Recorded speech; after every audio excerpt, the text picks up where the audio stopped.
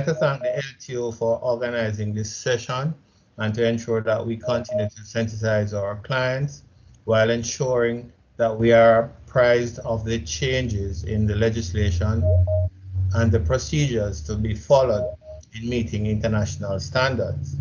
Equally important is you, our audience, and your collaboration in this great effort.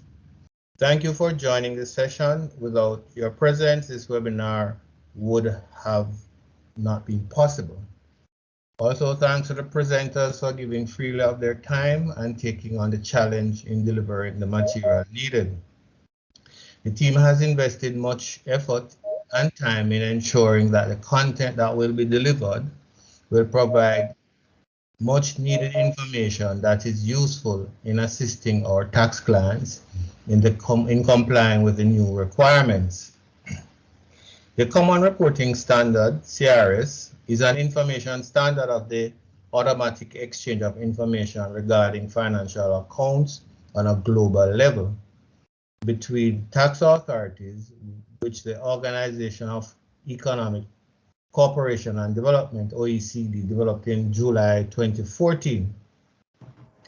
It calls on tax jurisdictions to obtain information from their financial institutions and automatically exchange that information with other jurisdictions on an annual basis.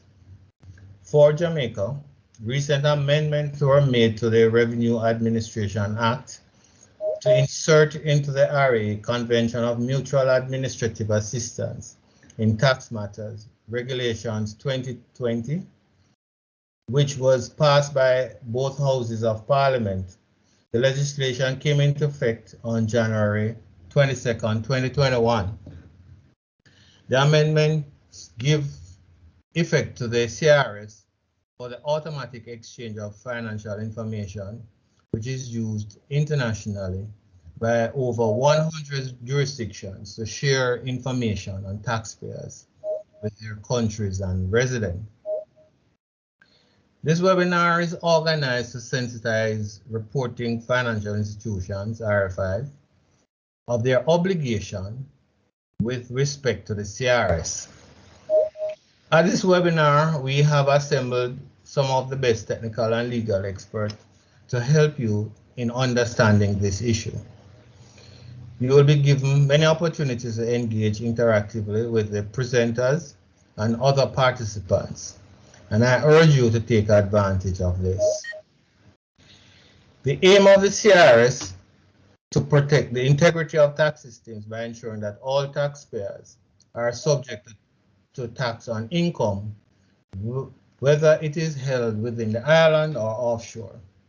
Every tax administration operates with finite resources. As such, effective compliance and enforcement activities are important to us.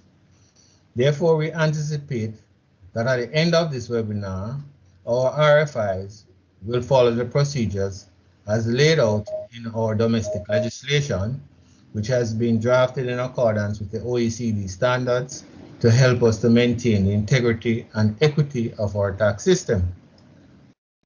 Ladies and gentlemen, I hope that at the end of today's session, we will be able to resolve any misconceptions, doubts, and concerns of the need to comply with this global requirement. I believe our participants will fully understand their role in working together with our international partners. I believe that by participating in this webinar, we are in the right place at the right time to learn more. I'm confident that all parties involved will leave this session more informed and enthused to take on the requirement of the CRS. I'm also sure that we will also have a strengthened network of contacts to draw on in carrying out the work that is ahead. However, please bear in mind that the agenda will be tight, precise, as the time available is limited.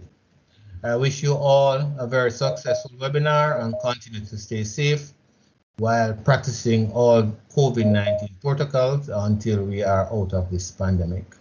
Thank you. Thank you, Commissioner General, for your words and greetings and welcome. We appreciate your presence with us. So for some housekeeping matters, let me just take the opportunity to extend to all our participants our best wishes to you and your families, and that you will continue to keep safe during this pandemic. We know that the challenges are many, but we appreciate the fact that in spite of that, God has been good to all of us. Some instructions I'd like for you to observe during this session.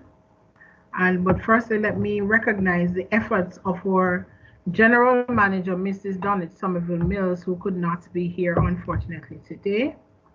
But as we continue our workshop today, I know that she would have loved to be here, and her presence is being recognized. Now, I want to just give you some guidelines as to how we will proceed this morning. We have 3 speakers on our agenda today. There will be a break following the first speaker. There will be a break following the second speaker. And there will be a break for questions, many more questions at the end of the session. Now, during those breaks, we will allow for you to ask questions live. The chat is open for you to post your questions. We have persons who are monitoring the chat. Some of those will be answered by those individuals. Others of those questions will be answered during the breaks that we will have. So we'll take questions from the chat as well as live questions. So we ask that during the presentation, you will take your notes, just so you won't forget what you want to ask. And then we will allow you to ask those during the break. Also, we'll be posting some questions. So it's interactive, as we said. So we're posting those questions, and we ask that you will try to answer them as you go along. The questions will come from the varying presentations. So you have to listen keenly so that you can give correct answers. Also, we will have a survey that will be launched. It's only 6 questions, and we ask that you will give your responses so we will have an understanding of where you are, what else it is that we can do to make the experience better, and any additional information that you'd like for us to have sent to you at the end of this webinar. So to take things through, starting, our first speaker this morning will be Mrs. Novlet Wellington Reed, and she will take us through our first presentation. Our second presentation will be done by Ms. Shara Donaldson, and our third speaker will be Ms. Shanice Lindsay. Now, I will come back to you at the break, and I will allow you to ask any questions, and we'll further speak about those who will be presenting this morning. So at this time, let me hand over to Mrs. Wellington Reed. And as I said, you have to be keen because the information is quite detailed, and we'd want for you to grasp everything that is important. Thank you so very much.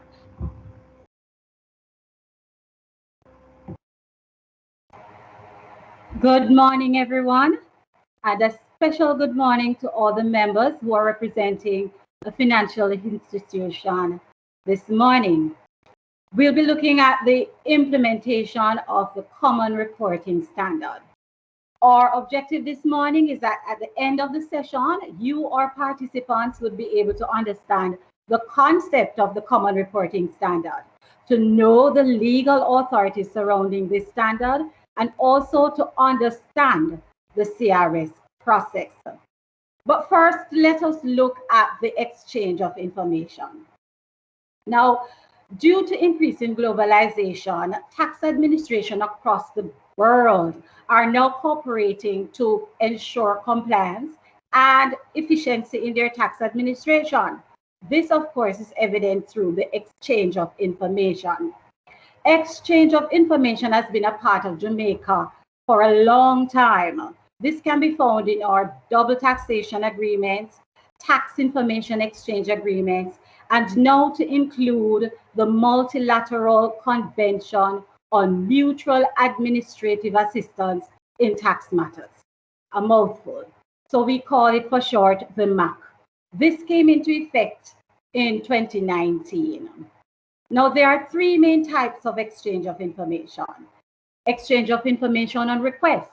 This is where one competent authority asks for information on their residents from another competent authority in another jurisdiction. Then we have the spontaneous exchange. This is where one jurisdiction sends information to another jurisdiction on their residents without even any previous request. Then we have the automatic exchange of information, AEOI. Now, this is a core form of cooperation between the jurisdictions.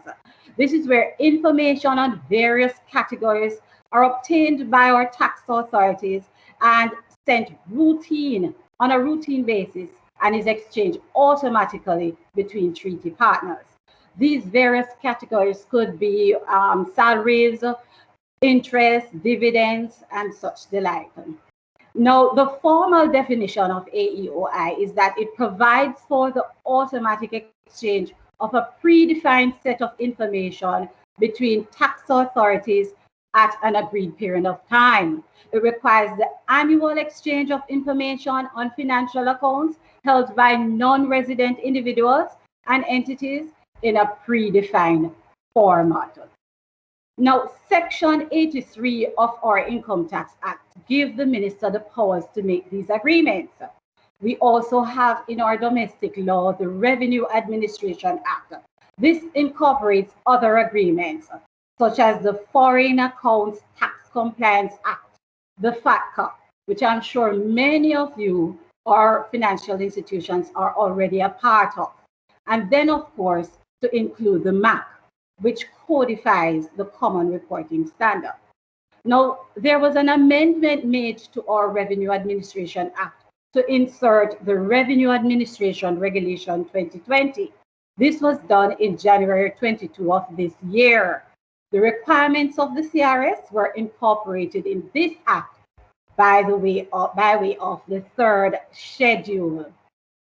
Now that we have a little appreciation of the exchange of information, let us look at Common Reporting Standard.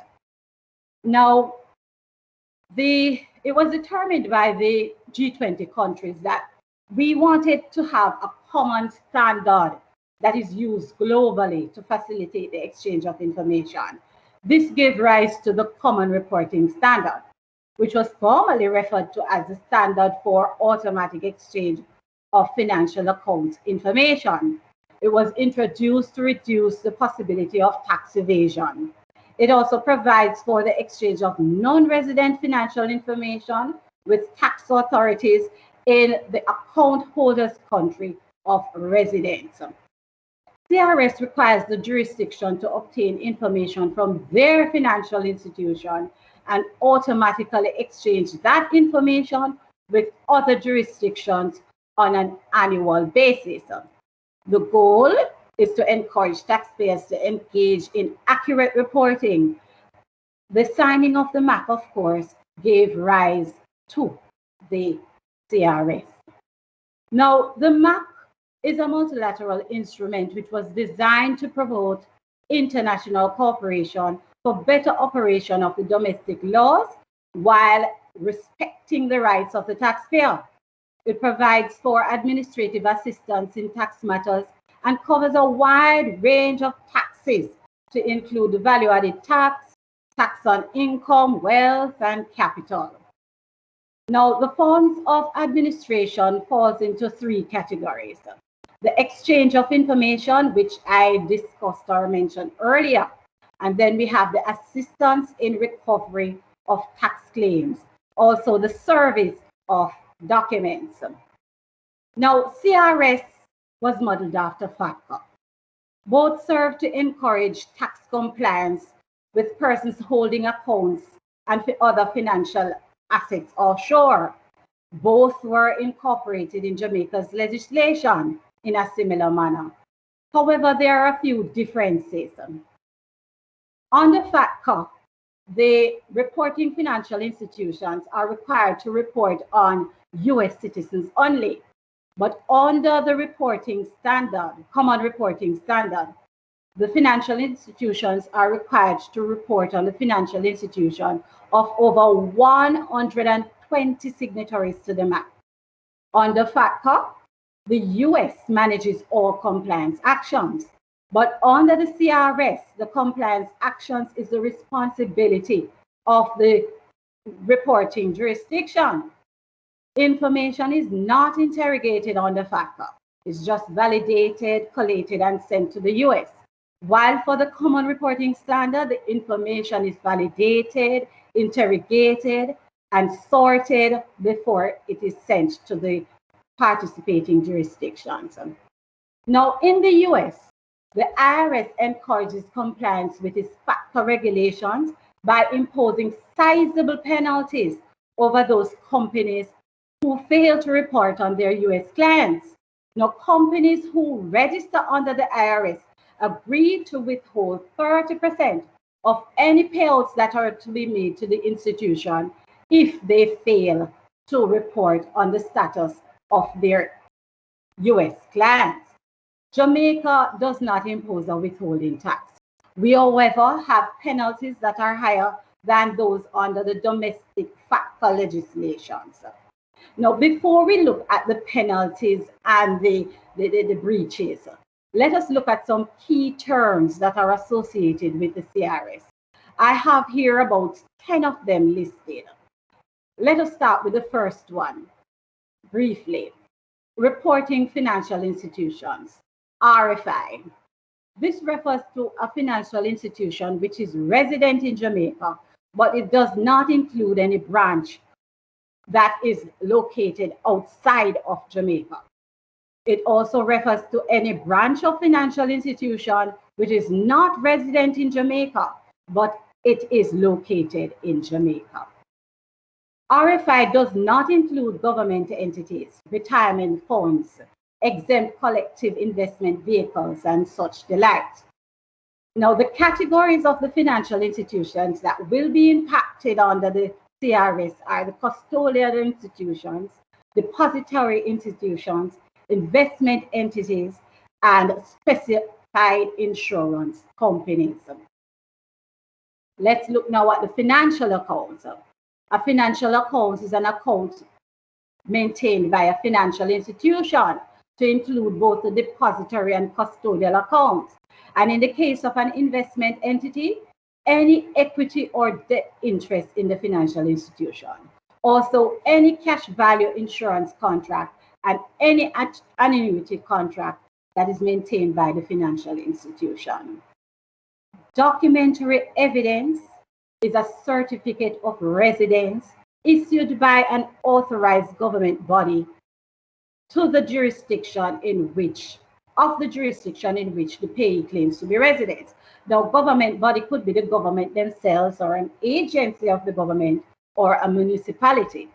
With respect to an individual, a documentary evidence is their ID, which has their name on it and of course is used typically for ID purposes. With respect to an entity, any official document that is issued by the government that includes the name of the entity, the address of its principal office in the jurisdiction in which it claims to be resident, or the jurisdiction which it was incorporated. Now, any audited financial statement, third-party report, bankruptcy report, security reports, all these are documentary evidence. Reportable accounts.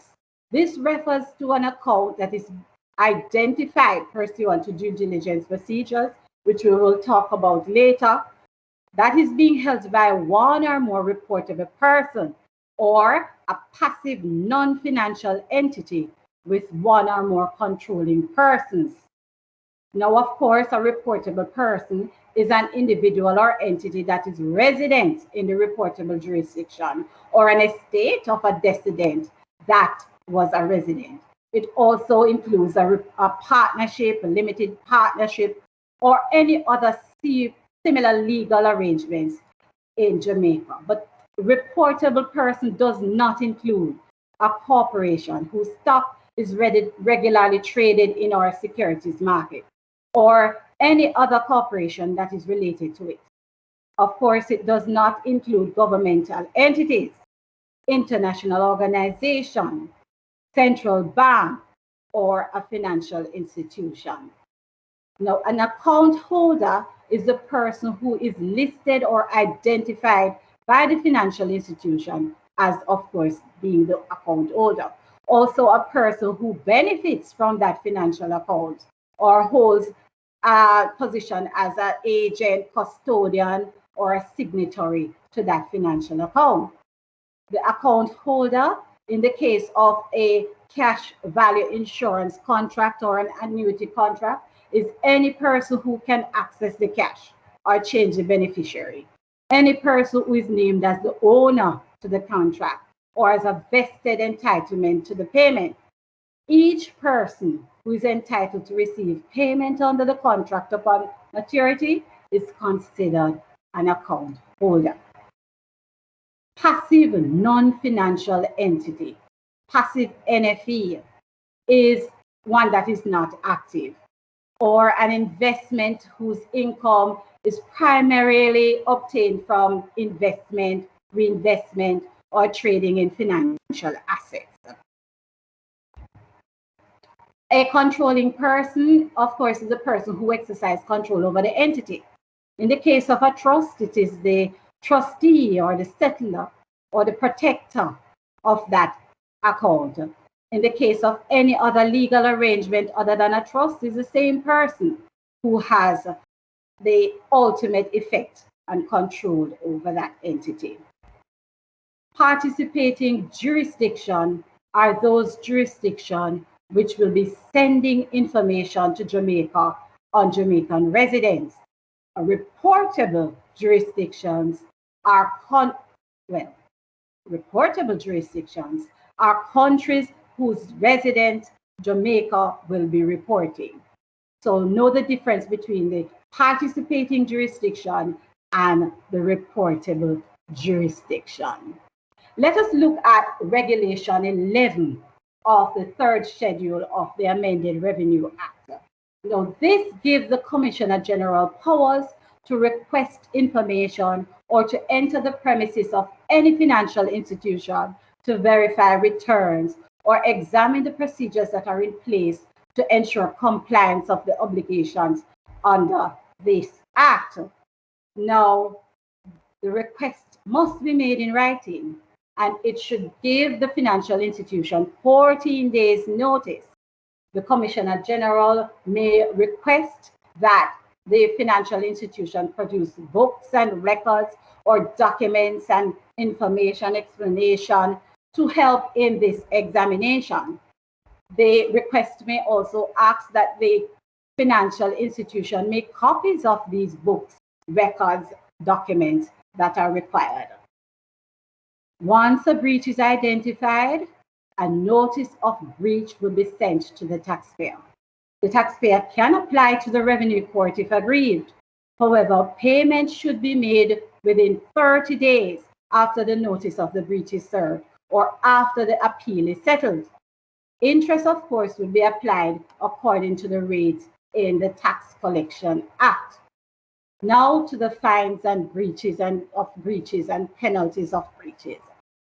Where a financial institution fails to file an information return, they are liable to a fine not exceeding $1 million for each such failure. Failure to apply the due diligence procedures will result in a fine not exceeding $1 million for each such failure. Opening an account without valid self-certification or failing to close the account if the account holder refuses to provide a valid certification may result in a fine exceeding $500,000 for each such failure. Where a person fails to file or falsify their statements or omit to make information on their return, they will be liable to a penalty of up to $10,000. a person who provides a false self-certification can be liable to a penalty of up to $10,000. Failure for any breach or obligation under the regulation, the person or institution can be liable to a penalty of up to $500,000. Failure to obey the instructions of the Commissioner General will result in a fine of $500,000 for each such failure. If a person becomes liable to the penalty, the Commissioner General should notify the person of the breach, the liability of that pecuniary penalty, the date on which the person's first failure came to his attention, and the assessment of the amount of the pecuniary penalty that is payable. Now, the determination and notification to be sent by the Commissioner General in relation to the penalty payable or the assessment of the penalty payable must be done within 12 months after the failure came to the Commissioner General's attention. Now, if a person or a financial institution has a reasonable excuse for their failure, they may communicate this with the Commissioner General. If the Commissioner General is satisfied with the excuse, then the person or the financial institution has 30 days after the excuse has ceased to comply. Now, if your reason is that there was insufficiency of funds or you are relying on somebody to do something, that does not count as a reasonable excuse. Now, if you are still in disagreement with the Commissioner General's decision, you may appeal to the Revenue Court. You may appeal on the grounds that the liability to the penalty does not arise or the assessment of the penalty is incorrect. Then the Revenue Court may confirm or quash that liability or verify or confirm the assessment. Now, the penalty is payable to the authority within 30 days after the date of notification or after an appeals decision is made or withdrawn. Of course, the penalty shall attract interest at a rate of 16.62% until the outstanding amount is paid. Now, 16.62% is the current interest rate. Remember that the Minister of Finance can make changes to this rate as he sees fit. Now, that brings me to the end of my presentation, and we will now take a 5-minute break. Thank you. Okay, so thank you, Mrs. Wellington-Reed, for your presentation. At this time, we are going to allow you, if you have any questions, you could raise your hand. We are going to take at least 2 live questions from the participants. So we ask at this time, if you have any questions, that you could raise your hand and it will be acknowledged. Also, by now, you should be seeing a couple of questions, maybe about 2 or 3 that would have been posted in the chat for you to be able to answer as well. So I hope you've been listening, and we'll take your questions at this time.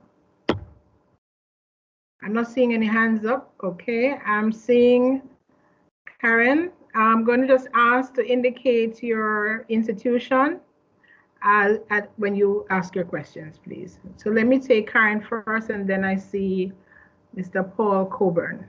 Go ahead, please.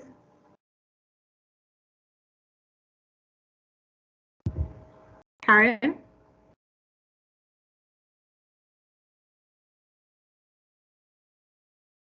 I'm not hearing you. I'm not sure. Is your mic still muted?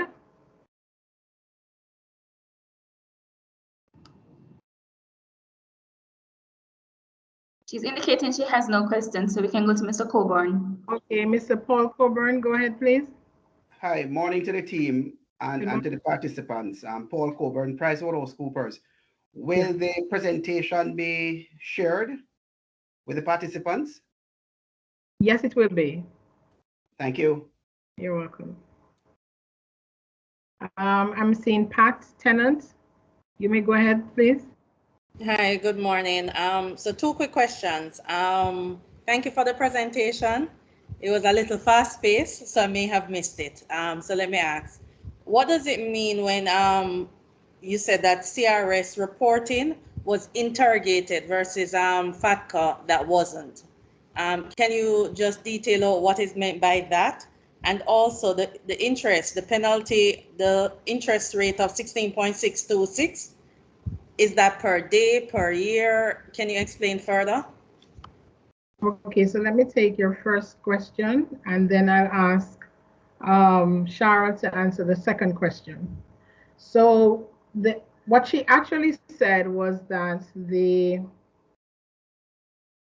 FATCA information is not interrogated. In other words, we do not do anything at all to it. Once it is submitted to Tax Administration Jamaica, it is just sorted and sent to that jurisdiction. For CRS, we are going to be responsible for making sure that the information that we receive is correct. It's going to be classified based on jurisdiction, check to see if the information that is sent is accurate in terms of what the XML schema will require, and whether or not the information in conformity with CRS has been met, and then will be submitted afterwards. So that's the difference when she talk about being interrogated. So FATCA is not interrogated, but the CRS information, we at the local level will be able to look at it. I hope that answers your question. And Sharon, let me just ask you to respond to the interest charges, if you're able to hear me. Go ahead. I believe it's an annual rate. So I hope that answers your question. Yes, thank you. You're welcome. Let's go to the next person. See another hand up. If you can go, please. I'm not able to see. Oh, just a second. Whose hand is up? Mr. Coburn, I see your hand still up. I don't know if that's an old hand or a new hand. If it's a new hand, no, you make. That's an old hand. Okay. Sorry. Right. And this is Sandra Johnson, ICWI. So okay. I wanted to ask, financial institution, you classify them as deposit-taking institutions that issue insurance that has deposits component, or do you classify all financial institutions? For example, general insurance, because when I was listening to the presentation just now, I am trying to see how would a general insurance fit into that financial reporting aspect that you're speaking of. So I'd like some clarity on that. Okay, thank you for your question. Cheryl, you may respond. They would fall under the category for specified insurance companies. So that's where the general insurers fall. But I'm trying to, yes, specified insurance, but I'm trying to figure out what. So if FATCA relates to income, investments, those kind of stuff, general insurance, really there's no income unless there is a claim. So you're paying for a particular thing. So is it that you're saying that if you pay a claim to a client, then you have to report that? Is that what is understood? Is that what you're saying?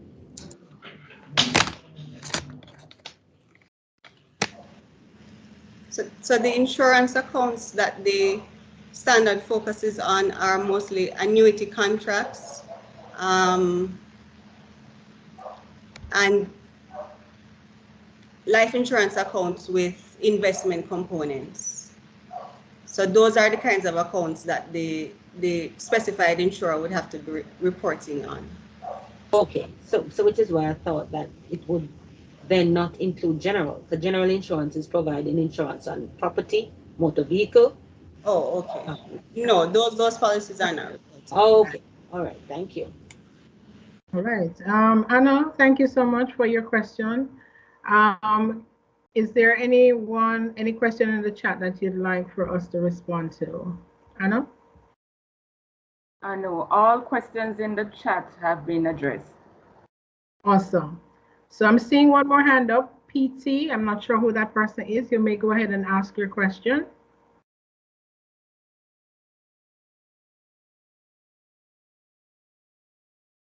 Okay, I'm not getting a response from that individual. So at this time, our 5-minute break has expired.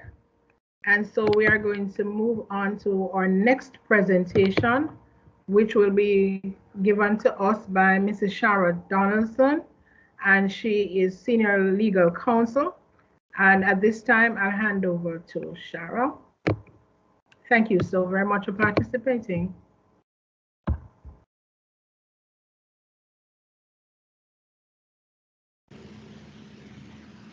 Good morning, everyone. At this time, I will try to take us through the CRS process, particularly the due diligence rules for the relevant accounts. So how does the CRS work? Reporting financial institutions are required to review their financial accounts to identify the reportable accounts by applying the due diligence rules and then reporting the relevant information. So we will be focusing on that second to last step in the process, the due diligence rules. So the rules apply based on 4 general categories: pre-existing individual accounts, new individual accounts, pre-existing entity accounts, and new entity accounts. For pre-existing individual accounts, it is further broken down into lower value accounts and high value accounts. So lower value accounts are those accounts that do not exceed $1 million. High value accounts are accounts that are above $1 million.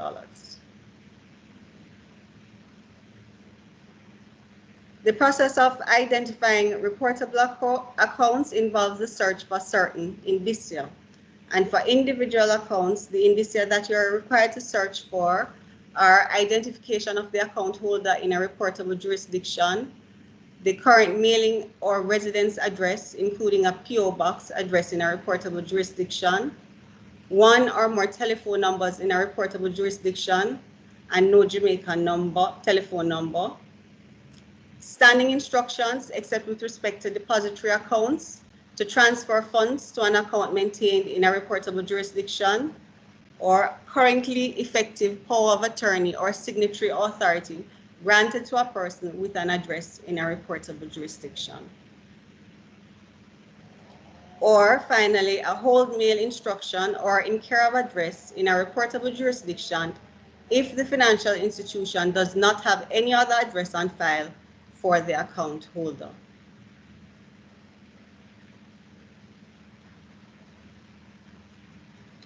So for pre-existing individual accounts, there is a category of accounts that do not require reporting, and these are financial accounts that are cash value or annuity contracts which are prevented by law from being sold to residents of reportable jurisdictions. So in that case, those are contracts that are restricted to Jamaican residents. So those are not required to be reported. The other question the reporting financial institution will have to ask is if the account balance or value is $1 million or less at the relevant date or at the end of any subsequent calendar year. And I should say that the relevant date for our purposes is December 31, 2020. So those are the pre-existing accounts, and accounts opened on or after January 1, 2021. Those are classified as new accounts. And the date applies both in respect of entity as well as individual accounts. So based on where the account falls with respect to the $1 million threshold, that will determine whether it's a lower value account or a high value account and the due diligence procedure that needs to be applied. So we'll start with the lower value account, lower value pre-existing individual account procedures. So the CRS allows for the residence address test to be used. And if you look at the standard has it as optional, and it's based on whether the jurisdiction adopts it. So Jamaica has adopted it, and our financial institutions can in fact employ the residence address procedure with respect to these types of accounts. So the residence address procedure, you can use it if the financial institution has in its records a current residence address for the individual account holder that is based on documentary evidence. The reporting financial institution may treat the individual as being resident for tax purposes of the jurisdiction in which the address is located, in order to determine whether the individual is a account holder. The individual account holder is a reportable person. So if the current residence address indicates that it is in a reportable jurisdiction, then the institution reports that account. If it's a Jamaican address, for example, or it's in a jurisdiction that is not within the 102 countries that we are now required to report to, then the account is not required to be reported until, of course, there is a change of circumstances. So that is the residence address procedure, which is quite simple. However, if the reporting financial institution does not rely on that procedure, for example, where there is no current address on the taxpayer's file, or if there's an address but that is not supported by documentary evidence, then the residence address test cannot be used. In that case, the RFI must review electronically searchable data, and that is illustrated by the flow on the left side of the diagram, which it maintains for the presence of any indicia. So if none of the indicia is found, that is fairly simple. No further action is required by the institution until there is a change of circumstances that results in one or more indicia being associated with the account. Where the only indicia that is discovered is a wholesale instruction or in care of address, then the reporting financial institution must apply the undocumented account procedures. The standard prescribes the following step. It doesn't prescribe the order, so you can apply the steps that are most appropriate in the circumstances. You apply a paper record search, right? So whatever missing indicia, whatever indicia that you wouldn't have found in your electronic record search, you will look at your paper record search, you will look at your customer master file, your account opening documentation, any information that you would have collected with respect to anti-money laundering and know your customer procedures. Those records, you can look at those records to see if there is any other information on the account holder's residence. Or alternatively, you can seek to obtain a self-certification or documentary evidence to establish the residence for tax purposes of the account holder. If the paper search fails to establish an indicium, or the attempt to obtain a self-certification or documentary evidence fails, then this is when the reporting financial institution reports that account as an undocumented account. So when other indicia other than the wholesale or the in care of address is found, then in the electronic search, or if there's a change of circumstances that results in one or more of indicia being associated with the account, then the reporting financial institution must report the account holder as a resident for tax purposes of each reportable jurisdiction for which an indicium is identified. And remember, with the CRS, we're talking about multiple jurisdictions, so it is possible, maybe not usual, but it is possible for persons to be tax residents in more than one jurisdiction. So for each jurisdiction for which indicium is found, the reporting financial institution will have to make a report. Unless, of course, it elects to apply the curing procedure and the account holder falls within one of the exceptions there. So the curing procedure is where notwithstanding the finding of any of the indicia other than a wholesale or in care of address in a reportable jurisdiction. So there's a specific treatment, as we said, for the wholesale and in care of address situation. For where other indicia is found, the curing procedure is for the reporting financial institution, depending on what it is. So all the other indicia other than the one that relates to signatory authority or a power of attorney can be cured by using self-certification. So if a reporting financial institution obtains or has previously reviewed and maintains a record of a self-certification from the account holder of their jurisdiction of residence, and which does not include the reportable jurisdiction that you have found indicia for, and also gets documentary evidence establishing the account holder's non-reportable status, then that account is considered cured and no reporting needs to be made with respect to that account. So the treatment now for indicia in relation to a current effective power of attorney or signatory authority granted to a person with an address in a reportable jurisdiction, that can be cured with either a self-certification. So if the RFI obtains or it has previously reviewed and maintains a record of a self-certification from that account holder of its jurisdiction, of their jurisdiction of residence, and that does not include the reportable jurisdiction for which you have found indicia, that can be used to cure it.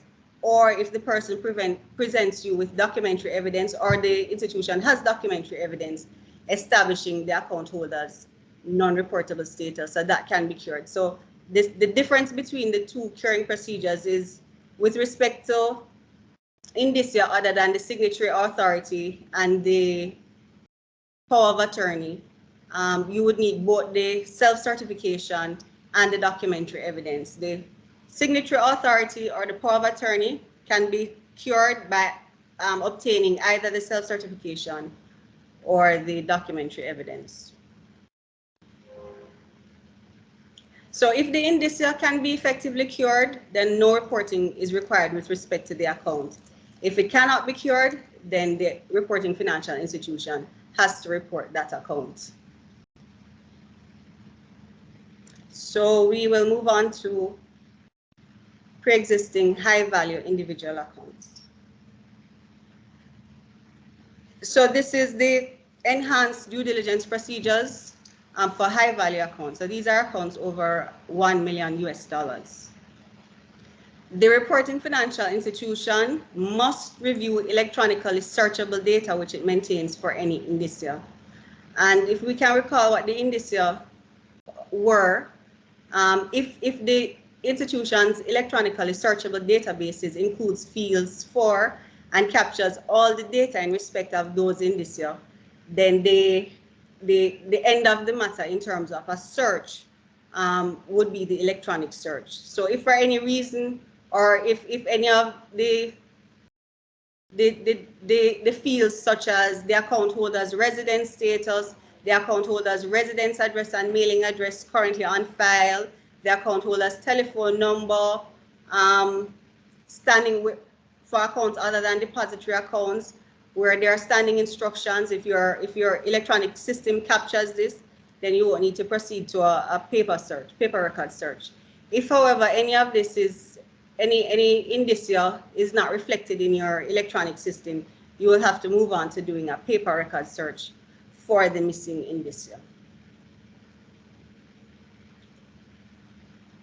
The other enhanced procedure for these types of accounts is the relationship manager inquiry for actual knowledge. So in addition to the electronic and paper record searches, the reporting financial institution has to treat as a reportable account any high-value account assigned to a relationship manager, including any financial accounts aggregated with that high-value account, if the relationship manager has actual knowledge that the account holder is a reportable person. So even if the searches come back negative and the relationship manager has actual knowledge that the person is a reportable person, then a report would be required in this situation. The procedure for curing the accounts when indicia is found is similar to that for lower value accounts. So if none of the indicia is discovered in the enhanced review of high value accounts and the account is not identified as being held by a reportable person by the relationship manager, the institution needs to perform no further action until there is a change in circumstances resulting in one or more of the indicia being associated with the account. If the only indicia that is found is a whole mail instruction or in care of address in a reportable jurisdiction, then the RFI must obtain from such account holder a self-certification or documentary evidence to establish the residence for tax purposes of the account holder. If the reporting financial institution is unable to obtain that self-certification or documentary evidence, it must report the account as an undocumented account. And you may notice that the undocumented account procedure is a little bit different for the high value accounts and for the low value accounts, because in the low value situation, it triggers a paper record search. Here, because the institution may already have done a paper record search, no paper record search is reflected in the undocumented account procedures. That is unnecessary because the institution would either have searched for all indicia in its electronic systems or would already have supplemented that search by doing a paper record search. So in order to, well, we don't really cure undocumented accounts, but in order to find out what the situation is with the undocumented account, this requires the self-certification being obtained from the account holder. And if that can't be obtained, then the account must be reported as an undocumented account. So the curing procedure for the other indicia that is found, as I said earlier, is similar to the one for the lower value accounts.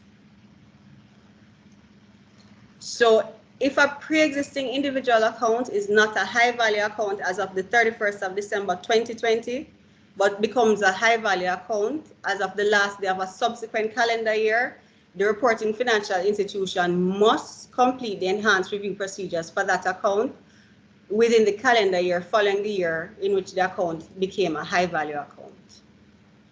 If the review identifies the account as a reportable account, the reporting financial institution must report the required information about the account with respect to the year in which it was identified as a reportable account, and then you keep reporting annually going forward until the person ceases to be a reportable person. Once the reporting financial institution applies the enhanced due diligence procedures to a high value account, the reportable financial institution is not required to reapply such procedures other than the relationship manager inquiry to the same high value account in any subsequent year, unless it is an undocumented account. And for undocumented accounts, you have to do the whole due diligence procedure over for them each year. For everybody else, all you're doing is the relationship manager inquiry. So if there's a change of circumstances with respect to a high value account that results in one or more indicia being associated with it, the reporting financial institution must treat the account as a reportable account with respect to each jurisdiction for which indicium is identified, unless it elects to obtain or has previously reviewed and maintains a record of a self-certification from the account holder of their jurisdiction of residence that does not include the reportable jurisdiction. And the reporting financial institution is required to implement procedures to ensure that a relationship manager identifies any change in circumstances on an account. For example, if the relationship manager is notified that the account holder has a new mailing address in a reportable jurisdiction. So the reporting financial institution has to have systems in place that allow the relationship manager to be able to flag any changes to the account. All right, I think we can go on to new individual accounts. So the due diligence procedures for new individual accounts, these accounts now, these are the accounts that are opened after January 1 this year. And so this is where the person comes into you after you are aware of the standard. So upon account opening, the reporting financial institution must obtain a self-certification from the account holder This may be done as part of the account opening documentation. So your account form may have embedded within it a self-certification that allows the reporting financial institution to determine the account holder's residence for tax purposes, and the institution also has to confirm the reasonableness of such self-certification based on the information that it obtains during the process of opening the account, including information that it obtains for AML KYC regulations. So the questions in the diagram in relation to validity and the correctness of the self-certification are aimed at assisting the RFI with confirming the reasonableness of any self-certification with which it is presented. So in terms of validity, we're talking about whether the self-certification is signed or positively affirmed in the manner. And of course, electronic self-certifications can be done, but there must be some method of determining that the person who did the self-certification is actually the person who's opening the account. So you have to ensure that the form is filled up properly, the form is properly signed.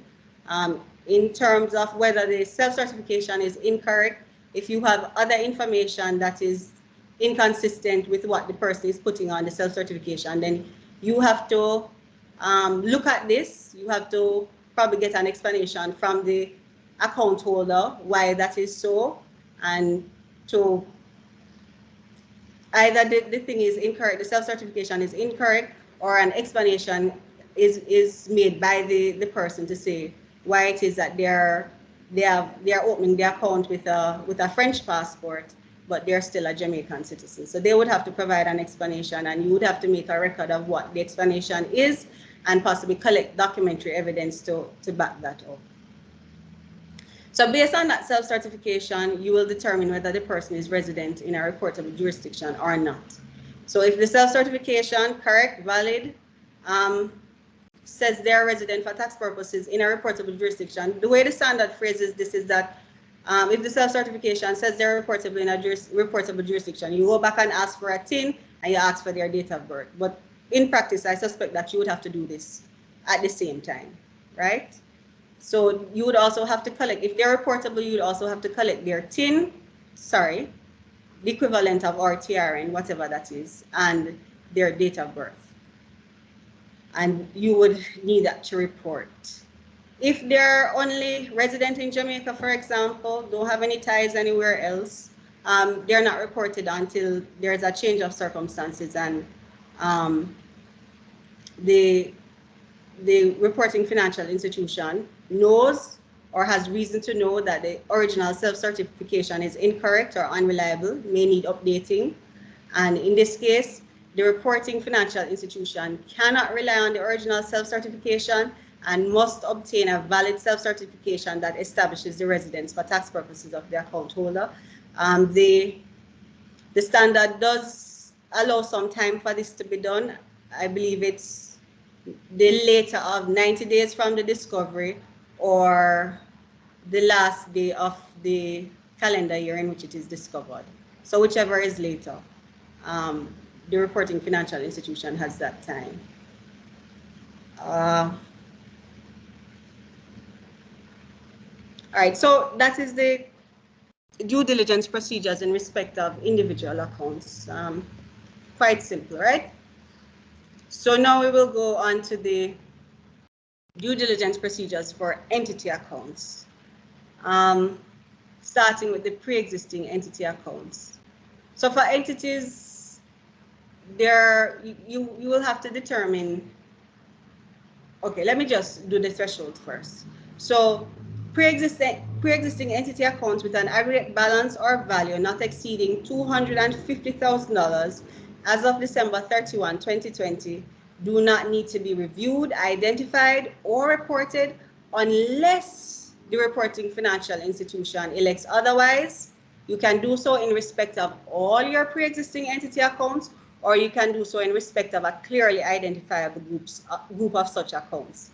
So in our legislation, in the standard, this is an optional provision, jurisdictions can opt whether they want their financial institutions to have this option.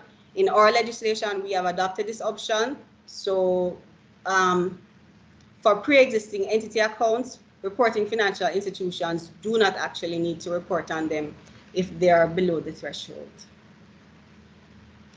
So those accounts which are above the $250,000 threshold as of the 31st of December 2020, so it uses the same date as the pre-existing accounts, or that does not exceed the 31st of December last year, but in a subsequent year goes over the threshold. Now, these are the ones that the reporting financial institution has to review.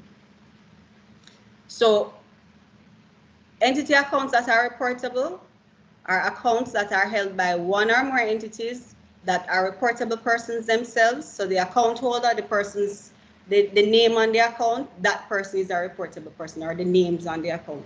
Those persons are reportable persons, then those are considered to be reportable accounts. Or entity accounts can also be reported because they are passive non-financial entities with one or more controlling persons who are reportable persons.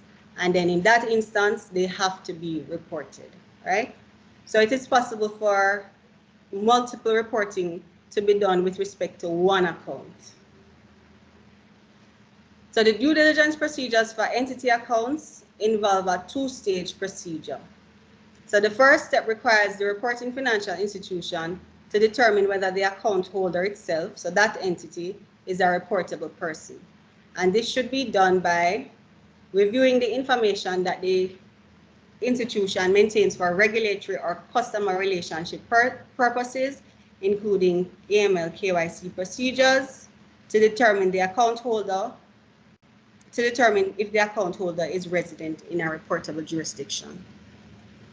For this purpose, information indicating that the account holder is resident in a reportable jurisdiction. So when we did the indicia for individuals, for companies, it's a little bit different. You're not looking for those indicia. What you're looking for is information such as the place of incorporation or place of organization of the company, or for example, if it is a trust or partnership or so, you may be looking for an address in a reportable jurisdiction.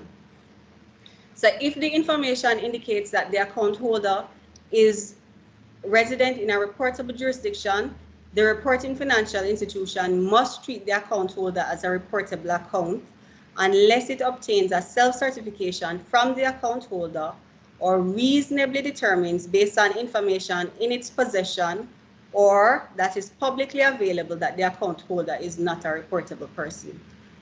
For example, there is an account holder that is, it's a company that is incorporated in Jamaica, but it has its central place of management, for example, in another country. But we all know that that account holder is a wholly owned subsidiary of a wholly owned entity of the state, all right, of the state in which it is resident. In that case, no reporting is required because the reporting financial institution can reasonably determine, based on information that it has or information that is publicly available, that the account holder is not a reportable person. So as I said, it is a two-stage process. Okay, so for where information indicates that the person is a reportable person, the reporting financial institution has to report in respect of the entity that is the account holder. Where the entity has no indicia, there's no indication that it is a reportable account, is a reportable person, then no reporting is required to be done until, of course, there is a change of circumstances. So as I said, it's a two-step process that has to be undertaken. The second stage in the process involves a determination of whether the entity is a passive, non-financial entity, and I think Mrs. Wellington Reed had defined what a passive non-financial entity is. So if the entity is a passive non-financial entity with one or more controlling persons who are reportable persons, then another report is required with respect to the entity. And this is regardless of what the first search showed. So even if the first stage of the process, no reporting was required with respect to that entity, you still have to proceed to this stage. And if you got a report at that first stage, it doesn't matter, you still have to proceed to this stage to find out whether it's a passive NFE with reportable controlling persons. To determine this, the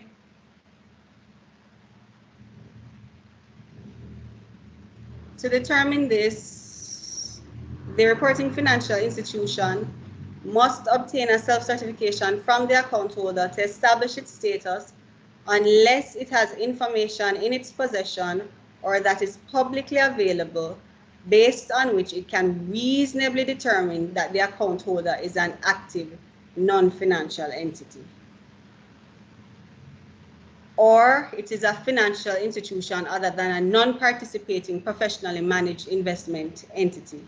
If the entity is not a passive non-financial entity, so if you know that it is an active entity, most of its income comes from doing active business, right? It's not sitting down earning over 50% of its income from passive sources, then the entity is an active entity and no reporting, regardless of who the controlling persons are, no reporting would be required with respect to that entity until, of course, there is a change of circumstances. If the entity is a passive non-financial entity, the reporting financial institution will have to determine who the controlling persons are. So that's the other step. So if you start at, so we're in stage 2, if you start at step 1 and you find out that the entity is not a passive non-financial entity, you need not go further. But if it is a passive non-financial entity, you have to proceed to determine who the controlling persons of the account holder are. And you can do this by relying on information collected and maintained pursuant to your AML KYC procedures. And controlling persons is kind of a term that is equivalent to the beneficial ownership term that you're used to with respect to for your AML KYC procedures. So based on what you would have collected in relation to that, you can determine who the controlling persons are. Okay, so if the entity is a passive NFE now, the procedure for determining whether its controlling persons are reportable differs slightly based on whether the aggregate balance or value of the account is less or greater than $1 million. So another threshold is introduced here. So for those accounts that are $1 million or less, as of December 31, I think that should say 2020, does the information in the financial institution's files show that the controlling persons are resident in a reportable jurisdiction? So you'll do an indicia search here on the controlling person. And if it shows that the controlling person is resident, then of course, in a reportable jurisdiction, then of course you would need to report on the account with respect to that person. And if there are more than one controlling persons, for each of them you would need to make a report, and you're going to report the balance in the account. So you don't need to apportion based on how much control the person has. You're reporting the entire balance in the account.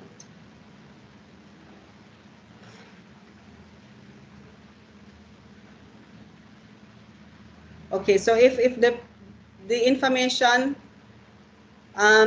shows that the controlling persons are not resident in a reportable jurisdiction, of course, you know that you need not report until there is a change in circumstances.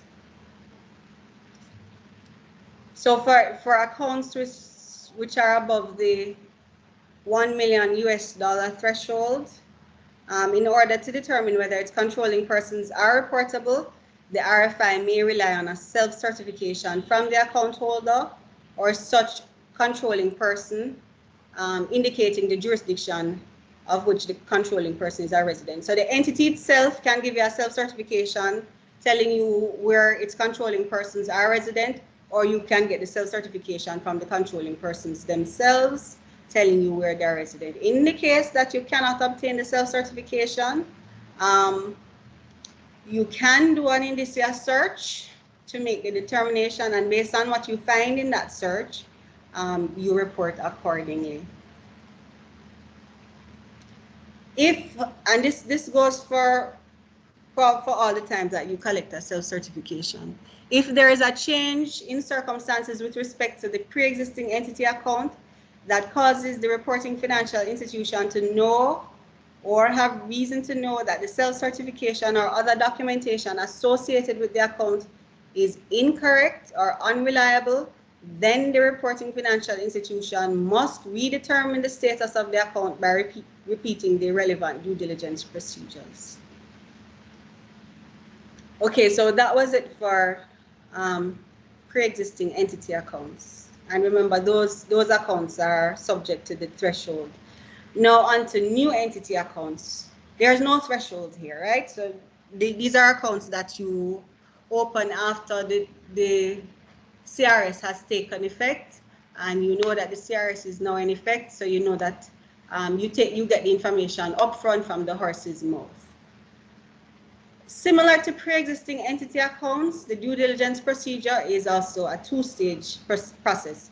In order to determine whether the entity is a reportable person, the reporting financial institution can follow the steps illustrated in the diagram in the order most appropriate in the circumstances. So you will notice that the first step in the process is saying that can it be determined based on information in the possession of the reporting financial institution, or which is publicly available, that the entity is not a reportable person.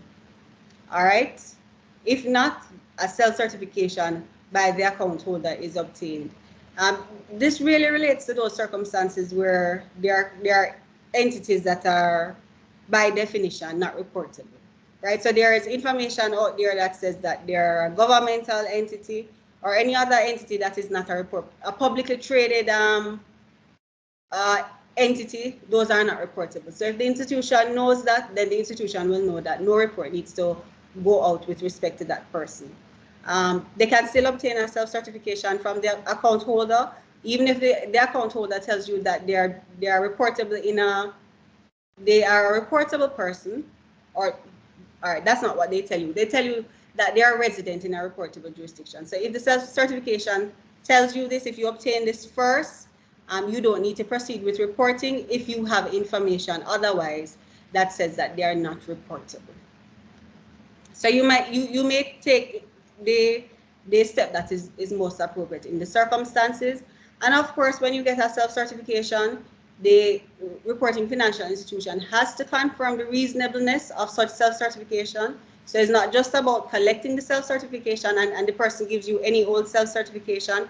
You have to ensure that the self-certification is valid, that the officer who is providing it to you has the authority to do so, that he's a proper person to do it. It is properly signed or affirmed otherwise. And you have to ensure that the self-certification is correct. So that means that it lines up with the other information that the person gives to you. So based on that exercise, you will know at the end of that whether the person is a reportable person. If the person is if the person is a reportable person, then the account is reportable and you report accordingly. If the process shows that the person is not reportable, then no reporting needs be done until, of course, there is a change of circumstances.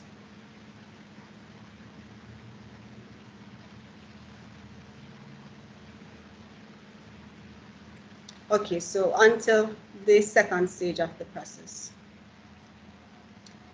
So once again, you have to determine whether the entity is a passive non-financial entity with one or more controlling persons who are reportable persons. And if it is that they are, then you will have to make a report in respect of these persons. So first of all, you have to determine whether the account holder is a passive non-financial entity. In doing this, the reporting financial institution can rely, I'm sorry, the reporting financial institution must rely on a self-certification from the account holder to establish its status unless it has information in its possession or information that is publicly available based on which it can reasonably determine that the account holder is an active non-financial entity or a financial institution other than a non-participating professionally managed investment entity. And I think this step is the same for both pre-existing and new accounts, where in order to do this, you rely on a self-certification unless you have information or there's information publicly available that you can rely on to say that the entity is an active non-financial entity.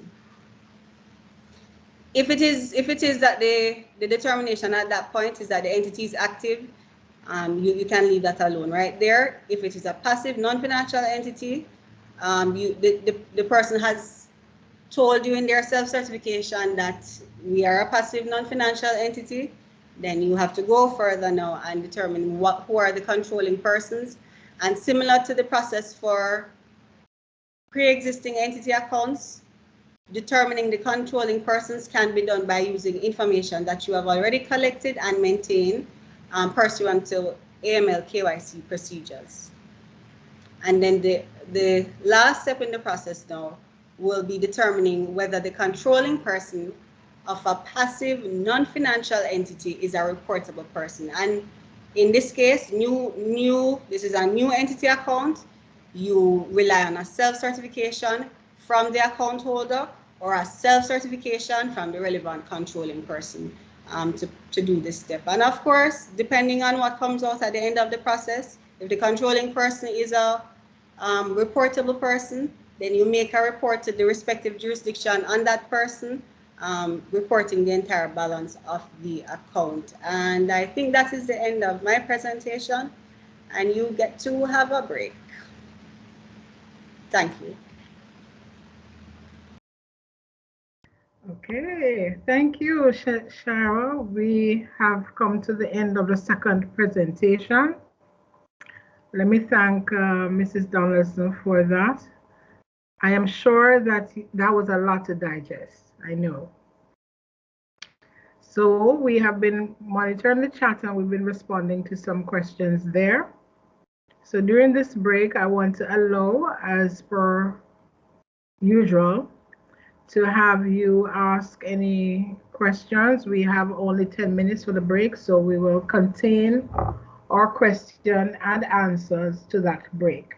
So at this time, if you have a question, I'll ask you to indicate. We'll take your hand and we'll see how best we're able to answer you. I'm seeing the hand of Mr. Charles Ross. You may go ahead, please. Yes, good morning. I'd just like to ask, and I'm not sure if I got this correct, there was a suggestion that we have to get self-certification from all our new accounts. And I'm not understanding why that's necessary, because with AML, everyone has to provide a proof of address, and that's a proof of their physical address. So, you know, I'm sure 99.9% of our clients will be Jamaican residents. So why would we need self-certification if we already have proof of the address, which establishes their residence here in Jamaica? Okay, thank you for your question, Mr. Ross. Shara, would you like to respond to that?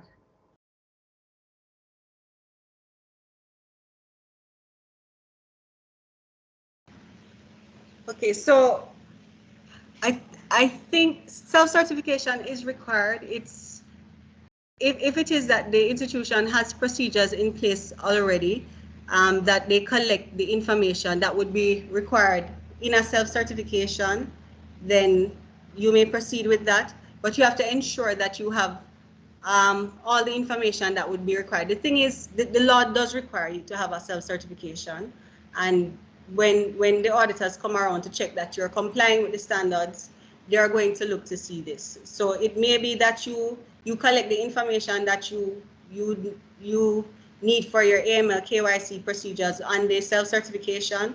But if you have documentation that is equivalent, so for example, if your account opening form already has fields that requires the person to tell you what their address is, and you collect documentation as part of your account opening procedures, then that is equivalent to a self-certification. So if it is that you already do that, you have documentation that is equivalent to a self-certification, we're not asking you to get a new document that says self-certification for CRS purposes. No, if you already are collecting the information and it has all the requirements for the self-certification under the CRS, then continue to do what you're doing.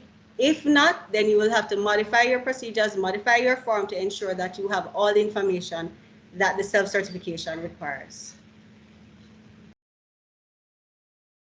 Is that response clear to you? Yes, well, I certainly hope that it turns out to be the case, because we are required under the AML procedures to obtain proof of address for all our new clients. I mean, that's a legal requirement that we face. Thank you so much for your question. And I just want to reemphasize what Shara just said, that if it is that you recognize that the information you have does not meet the standard, then you want to ensure that you have that in place. I see Pat Tennant, you have your hand up. You can go ahead, please. Hi. Okay, so I had a question regarding new accounts. So the OECD guidance says that new account is an account opened after the date set to determine pre-existing account.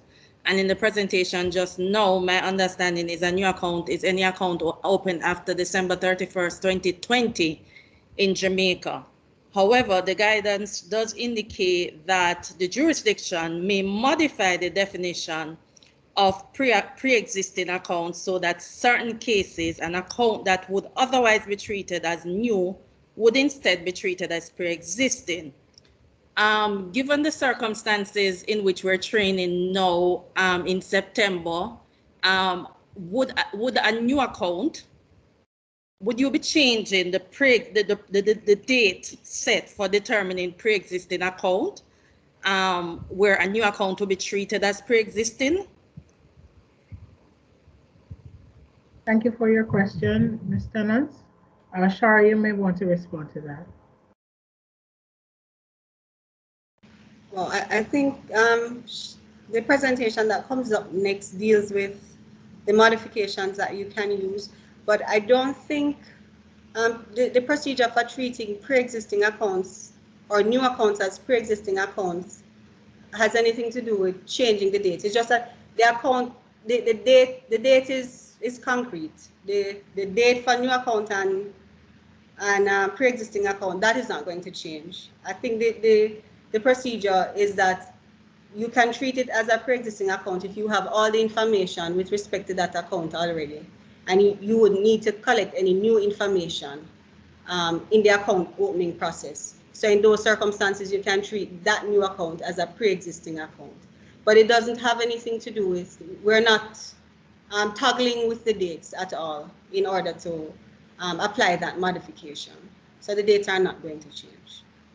Okay, I think what I'm asking is, for example, in the case of the person prior who asked a question, if it is that an account was opened in this year for which he has not obtained the self-certification and his AML practices doesn't meet the minimum requirement of the the act, would this account need now to be resolved prior to the year end is what I think I'm asking for more specifics around. Yes, it would need to be resolved. It would need to be resolved. The treatment of new account and pre-existing account is where you already have that account holder on file.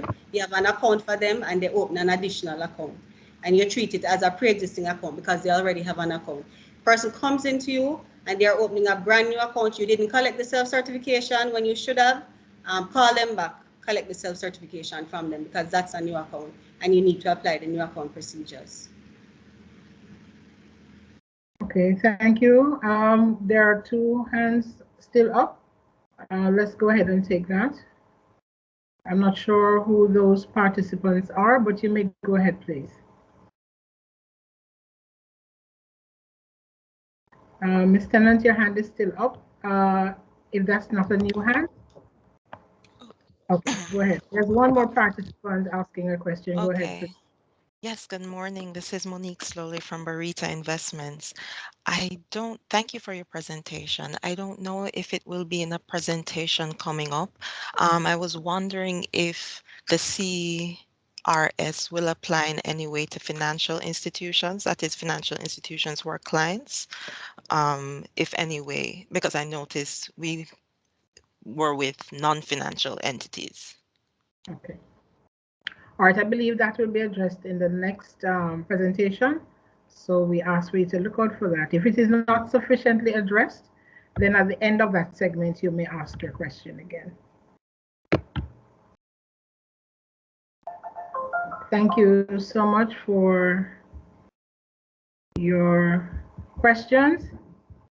I believe that there have been some questions that have been posted in the chat as well. We ask that you engage us in responding to that. And I'll take the final question from Sasha Shepherd. Go ahead, please just indicate your institution and go ahead with your question or comment. Sasha?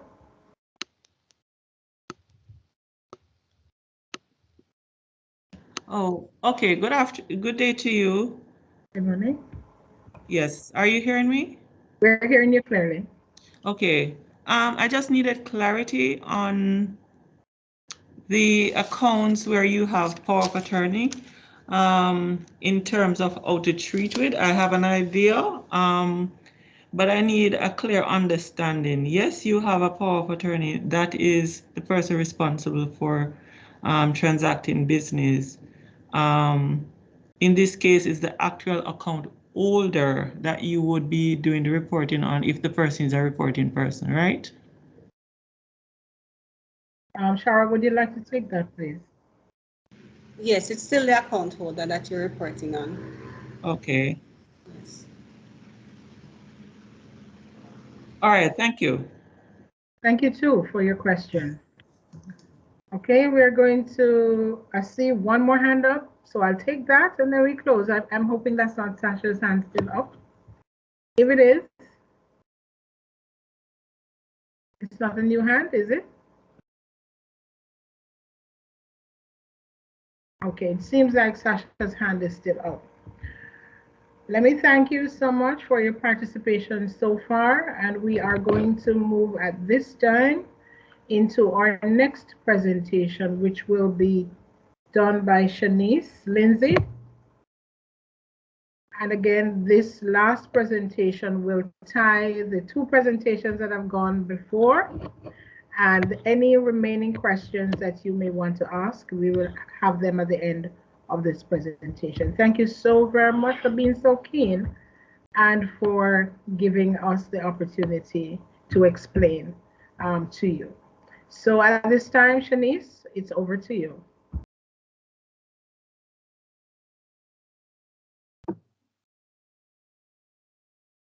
Good morning, everyone. Still morning. Good morning, everyone. Again, I want to thank you for your participation so far. The presentation that I'm going into should tie everybody's presentation together and hopefully answer some of the questions, the lingering questions that we may have. I will be giving you basic tips and guidelines and just general information about the due diligence requirements and how they might impact Jamaica specifically.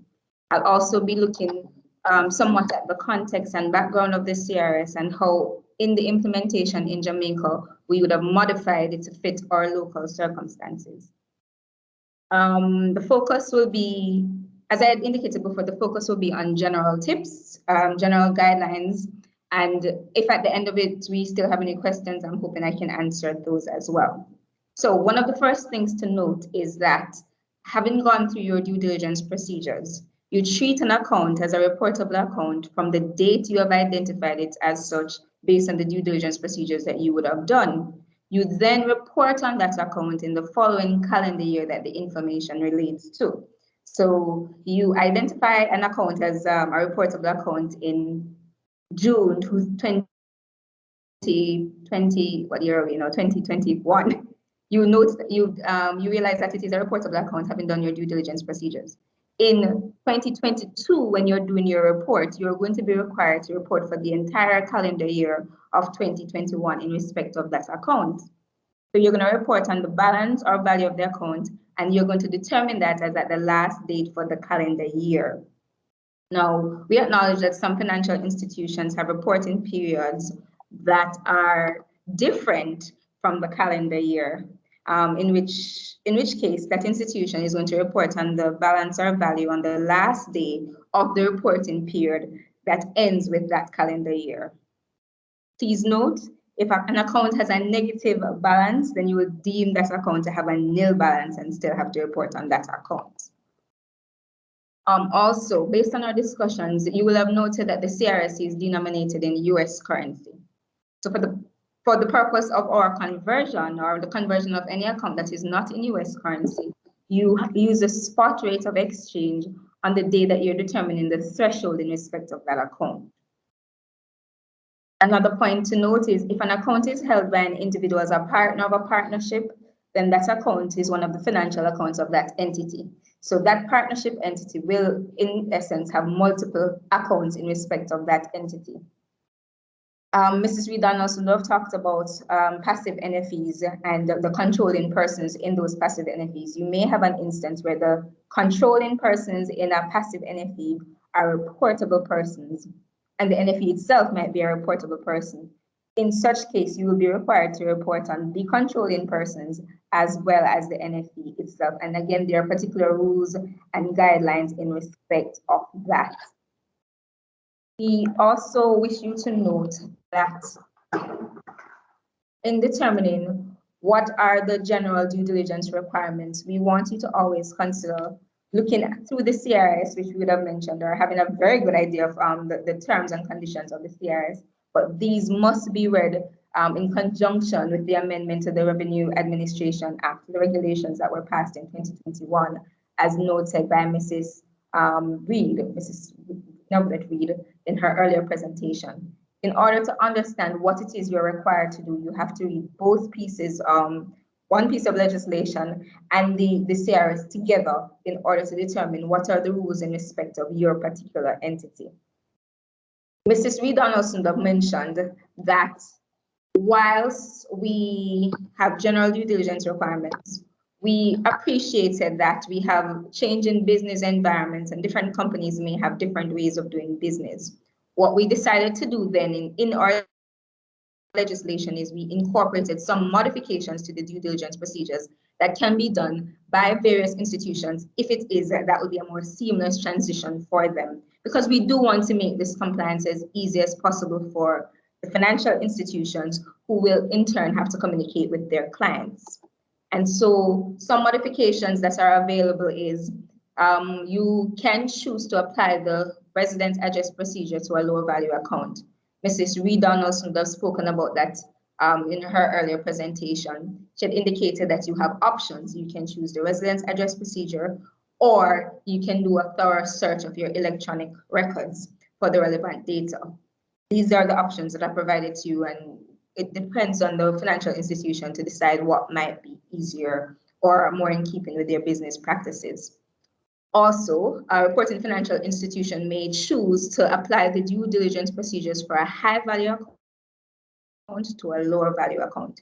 Mrs. Reed also would have explained the two options, the differences in terms of the due diligence procedures for a high value account as well as a lower value account. You would realize that, well, for some institutions, having two different sets of procedures may not be in keeping with how they do business, and it may not be an efficient way for them to do business. And so what those financial institutions may choose to do is apply the same set of due diligence procedures for all of their account types. If that is the choice, though, there are some rules. One of the things to note is that you're going to have to go through the standard, review section 5 of the standard, which talks about how you determine whether the due diligence procedures for a pre-existing account should be applied. Those procedures, Mrs. Reed also have gone through them, but in essence, The procedures are more lengthy and a little bit more extensive.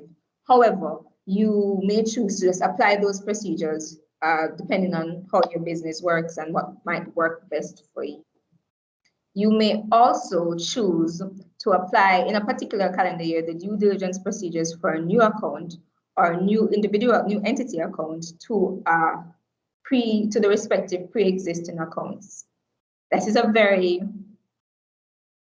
an option that I'm told actually happens and might be easier for a lot of persons. However, if that is an option that is selected, then the RFI has to apply the procedures to all pre-existing accounts or to a clearly identifiable group of such accounts, and they will have to indicate what's the criteria on which they identify that group. If it is the RFI chooses to apply the due diligence procedures for a new account to pre-existing accounts, the due diligence procedures will have to be modified. They will have to include the residence address test. They will have to illustrate that they use reasonable efforts to obtain the TIN and date of birth by at least the second calendar year in which the accounts are reportable.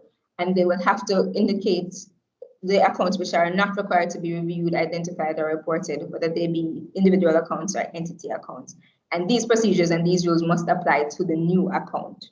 So if it is that you choose to do one simplified process for all of your accounts, that simplified process is a modified process and must meet all the criteria as outlined.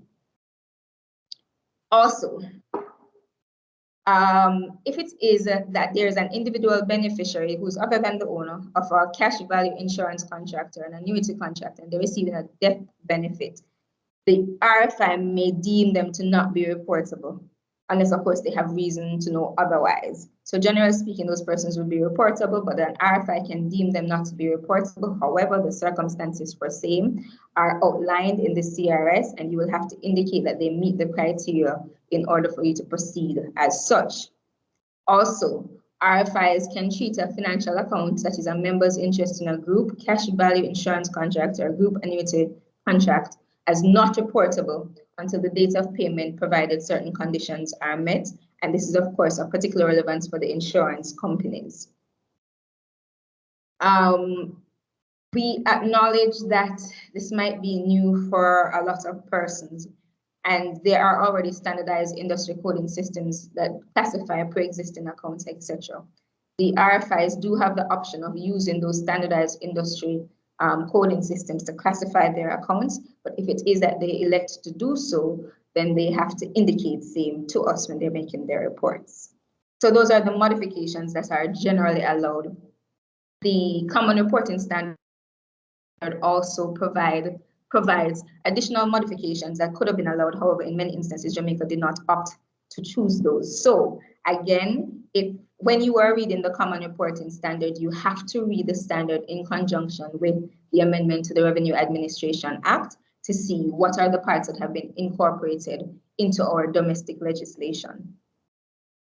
I'm going to take a break here from the due diligence requirements and just hop over to submission of reports. Persons have been asking in the chat and in the emails about the reports that are submitted. Basic information. The reports cannot be considered accurate if there are data quality errors. The information has to be accurate and has to be in the prescribed format, as in the schema that is provided by the CRS and will be provided to you by TAG. So we will have an electronic system in place. Your reports have to meet those requirements, or they will be considered inaccurate and therefore invalid. And if they're invalid, then it will be deemed that the reporting financial institution has not met with its legal obligations to report, and that will attract a pecuniary penalty. There are three kinds of submissions that we are expecting to see. One, a new statement. The new statements contain all the new information, which everybody will be doing in the first instance, all the new information. You might also submit a correction statement, which is corrections for previously submitted information, which we expect to see a little bit later on down in the year.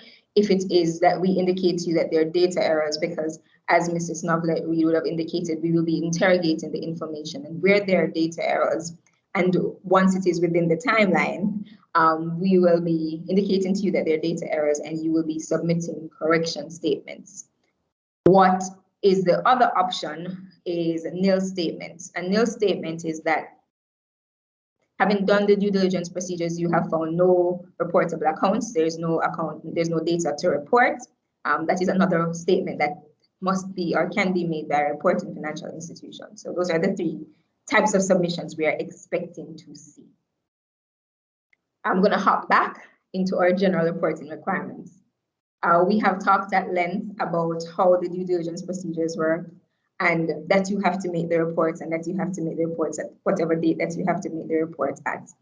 A question that we expect is, what am I reporting? What you're reporting is very simple. You're reporting the name of the account holder, the address, the jurisdiction or jurisdictions of residence, the TIN or TINs, the date of birth in respect of persons, the date of the place of incorporation in respect of entities, the place of birth in respect of persons, and the date of incorporation in respect of entities. You will also be expected to report the account number or functional equivalent in the absence of an account number. You will be doing the name and identifying number of the reporting financial institution. If you have done FATCA, you know that the system will, that you will be assigned an identifying numbers, and the reporting financial institution shall be assigned a number. It will be a similar situation. You will be assigned a number. And when you are doing your reports, you have to indicate the name, the name of the financial institution, as well as that number. You also must include the account balances or values, including in the case of cash value insurance contracts and annuity contracts, the cash value or surrender value as at the end of the relevant calendar year. And this is redone also that indicated. And the legislation indicates when is the relevant calendar year in respect of each type of account. A conversation that we had earlier is in respect of the types of accounts, what exactly will we need to report? Now, financial institutions know that we have the different types of accounts. You have the custodial account, the depository account, and you have other types of accounts. In respect of each of those accounts, we're expecting particular information to be reported. In respect of the custodial accounts, we want to see the total gross amount of interest, dividend, or other income generated with respect to the assets held in the account, paid or credited to the account, and in respect of the calendar year. We also expect to see the total gross proceeds from the sale or redemption of financial assets, either paid to or credited to the account, where the RFI acted as a broker, nominee, custodian, or otherwise as agent for the account holder. For depository accounts, we want to see the total gross amount of interest paid or credited to the account during the calendar year. And any other account, we want to see the total gross amount of interest paid or credited to the account holder with respect to the account where the RFI is the obligor debtor, including the aggregate amount of any redemption payments made to the account holder during the calendar year. We indicated earlier that you will be expected to report on the date of birth and the TINs. When you review the RAA amendment, when you go through the regulations, you will see that there are exceptions to reporting on the date of birth and TINs. We don't expect to see a lot of that in Jamaica, or we don't expect that in terms of your reports. However, we want you to acknowledge and remember that the CRS is a global standard. We will be expecting reports from territories, from many jurisdictions. And so the reports we receive, and this is us as a tax administration, the reports we receive may not have some of the information within reason. One of the reasons where a report may not have a date of birth or a TIN in respect of pre-existing accounts is that the TIN or date of birth of the account holder is not required to be reported if it is not in the records of the reporting financial institution and not otherwise required to be collected by such reporting financial institution under any such law. We expect those for us, our TINs will be, because our domestic legislation prescribes that we expect the TINs to be, our TRNs, which is the TIN, to be in our reports. And for you, we expect your reports to have the TINs as much as possible in respect of the other jurisdiction that your clients may be from. Please note that a reporting financial institution is required to use reasonable efforts to obtain the TINs and date of births of account holders with respect to pre-existing accounts by the end of the second calendar year following the year in which the accounts were identified as reportable accounts. The CRS and Jamaica anticipates and understands that that first year of reporting, you may not have all the information that you are expected to have because for whatever reason, for whatever delays. We understand that, and we have made provisions in legislation for that. However, by your second calendar year, following the year in which you have decided that these are reportable accounts, we expect the information in respect of all of these accounts to be up to date and complete. Despite what I have indicated before, a TIN may not be required to be reported if it is not issued by the relevant reportable jurisdiction or the domestic law of other jurisdictions. Similarly, the place of birth of an account holder may not be required to be reported unless the financial institution is otherwise required to obtain and report the account holder's place of birth under any other law, and the information is available in electronically searchable data maintained by the reporting financial institution. All right, so let's talk about our returns. If a reporting financial institution applies the due diligence procedures in Regulation 4 and no account is identified as a reportable account, the institution shall file an information return which indicates same in respect of that year. Those are called nil returns. You are to file the information using the technology provided by TAJ and in such form as TAJ requires. A lot of persons have been asking about the schema that will be provided. It will be provided by TAJ. There will be an electronic system in place. When the electronic system is in place, we will of course indicate to reporting financial institutions in advance, long before the filing date is due, that the systems are ready to facilitate the reporting. The CRS implementation handbook also provides guidelines as to what the schema will look like. So you have advance notice of what it is going to be in terms of form and structure. Also, it will be very similar to the FATCA schema, except for the fact that because there are more jurisdictions of residence, of course, it will have slight modifications, the FATCA same. But aside from those, well, that very big difference, aside from that difference, it will be substantively similar. And so we expect the reporting financial institutions to not have any difficulty interacting with the system because they would have interacted with the system under FATCA or a similar system under FATCA. For your purposes, you as a reporting financial institutions have record-keeping obligations. And these are similar in our domestic law as well. The difference is that the information that you keep has to be any self-certification, any records of documentary evidence, any information that you use during your due diligence procedures. You're required to keep electronic versions of that data, of that information. And you're gonna keep it in an electronically readable format for the duration of 7 years. Clearly, it must be the language of the records, because our language in Jamaica is English. You keep the records in English. If it is that these records are in another language, then upon the request of the CG, an English language translation must be provided. As I'd indicated before, the retention period is 7 years, and those 7 years start to run for the self-certification on the last day on which the financial account is open. That's when it starts to run. And in other cases, it's the end of the last calendar year in respect of which the record is relevant. Additional information, which I hope will clarify some of the issues that we have heard. In respect of jointly held accounts, the balance of value to be reported in respect of the reportable person is the entire balance or value of the account, and it should be attributed to each holder of the account. So that's one of the issues that we wanted to be clear. Also, we want it to be clear what exactly a related entity is. A related entity is, or an entity is a related entity of another entity if either entity controls the other entity or the two entities are under common control. And for this purpose, control includes direct or indirect ownership of more than 50% of the vote or value in an entity. We also acknowledge that these due diligence procedures can be tedious. And so a lot of reporting financial institutions in other jurisdictions, what they have done is they've used party providers to fulfill the due diligence requirements. We appreciate that that might be an option selected by many financial institutions, and so our legislation provided for that. However, if it is that there's a third party that is carrying out the due diligence obligations, the duties and obligations in respect of the CRS still lay with the financial institution.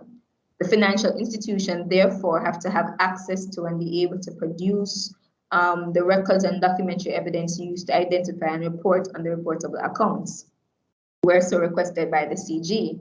The financial institution also remains responsible for any failure of that agent to carry out the obligations and all the financial obligations and all the pecuniary penalties in respect of any such failure, despite the fact that the failure or omission is that of the third party or the agent. So at the end of the day, the buck still stops with the reporting financial institution. That is an important point to note. When you review the CRS itself, and when you review the guidelines, you will realize that most of the obligations are placed on the reporting financial institutions. They are the parties who will be subject to the penalties. They're, for the most part, they're the parties that will be subject to any penalties, any duties, all the obligations, everything, most things under the CRS lie within the ambit of the RFI themselves. I believe I have covered all of the usual questions. If there are any other, I'm going to pause at this point to see if there are any questions, queries, concerns. I'm going to turn over to the moderator so that you may ask these questions, queries, and concerns. So if I may ask you to go back to the slide before this last slide.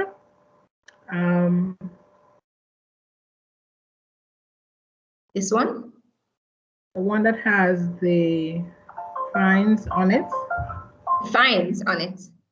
Okay, okay. Continue. Oh, continue? Yes, continue.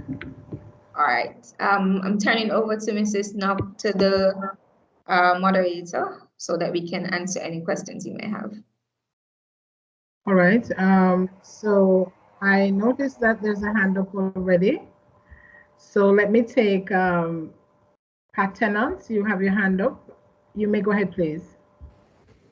Okay. Hello again. All right. So Shanice, quick question. With regards to controlling persons and identifying controlling persons, the guidance indicates that we can rely on AML procedures once they are consistent with recommendation 10 and 25 of FATF recommendation.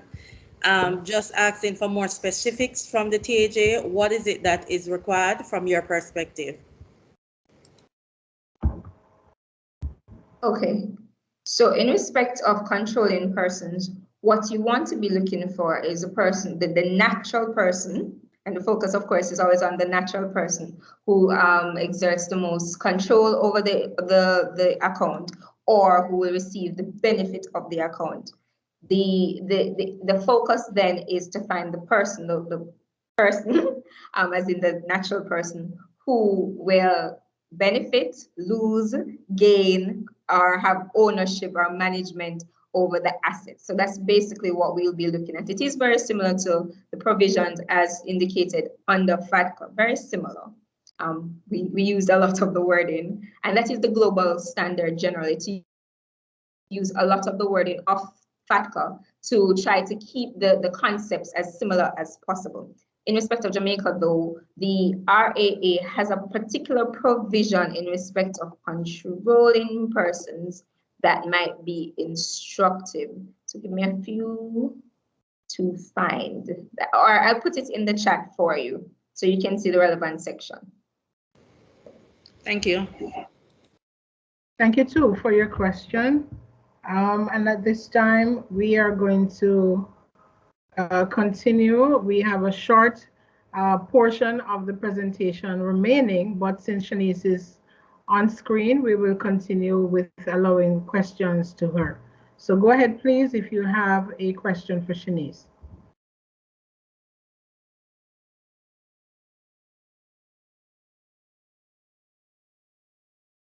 All right, I'm not seeing any hand up. So Shanice, thank you. Thank you so much for your presentation. And I believe there is a short section there to go for novelettes. There's a tenant hand is up. Yeah. She just spoke. I don't think it's a new hand.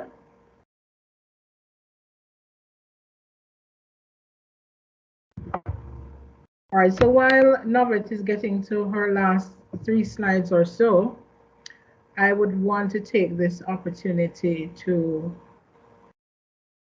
ask you again, we're engaged again. I hope you've had the time to answer the questions that have been posted prior. I know at the beginning I mentioned that you would have had a survey to be completed.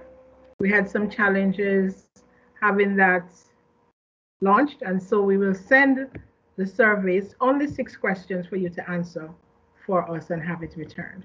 So let me hand over for a brief moment to Novelet Wellington-Reed, and you may complete your slides. Thank you. Okay. Hello again, everybody. Before we conclude, there are just some areas that we need to highlight for emphasis and for you to remember, such as, for example, the value of the financial accounts to be reported. We spoke at length within the 3 presentation about the pre-existing individual account, as well as the lower value account and the high value account. We want you to remember that a lower value account is a pre-existing individual account with an aggregate value and balance of less than $1 million US as of December 31, 2020. And the high value account, of course, is an account with an aggregate balance or value of over $1 million as at December 31, 2020 and December 31 in subsequent years. You should remember too that the due diligence requirements for each account are date specific. We want you to remember also that a pre-existing account is all the accounts that you opened and maintained up to December 31 last year. And a new account is any account that you have opened as of January of this year onwards. I remember somebody asking that question too. Also, your first date of reporting, that is a financial institution, should make their report by next year, May 31, 2022. And the first date of exchange for TAJ is as of September 1, 2022. Now, the first year of applying the due diligence is this year, January to December 2021. We are now in September, the 9th month within the year. We are encouraging you to start your due diligence procedures and to make the arrangements necessary to collect the information in order to file your accurate report. Now, some materials that can assist you in making the arrangements and your affairs for the common reporting standards can be found on the OECD website, as well as information on the MAC. And we also want to introduce you to the CRS implementation handbook, which is also on the OECD website.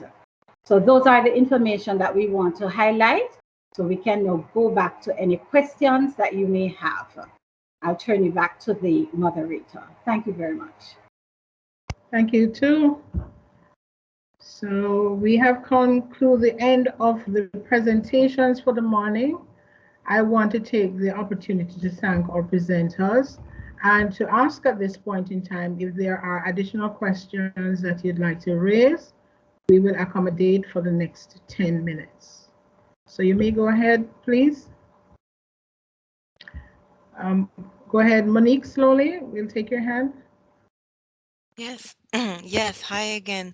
I know that we say it's similar to the FATCA reporting, right? So I'm wondering, I'm bringing up the question of the financial institutions again, if there are any special classifications that will apply to the reporting of financial institutions. So I know with the FATCA, there is like reporting, non-reporting, participating, non-participating. Will that be applicable on the CRS? Thank you for your question, Monique. May I turn over to Shanice and response in that regard? And if you notice under CRS that the terminology is a little bit different as well. So bear that in mind. Go ahead, Right. Shanice. Okay, go ahead. That's exactly what I was going to refer to, Mrs. Carr. The institutions, the type of institutions that will be reporting are similar. The nomenclature in terms of the naming of the institutions is slightly different in terms of reporting, non-reporting, but you still have the same active institutions, non-reporting institutions, etc. In respect of which institutions, however, that might be reporting, here we're going to recommend that you take a quick look at the definitions found in the amendment to the Revenue Administration Act. What we did in that amendment is we identified, or we defined and identified the institutions or the financial institutions who will be reporting, the ones who we are not reporting, and the ones that might be exempt for whatever reason. So depending on the nature and specifics of your particular financial institution, if you take a quick look at those definitions, it will provide you with some guidance. All right, thank you very much. Thank you too. Any other questions?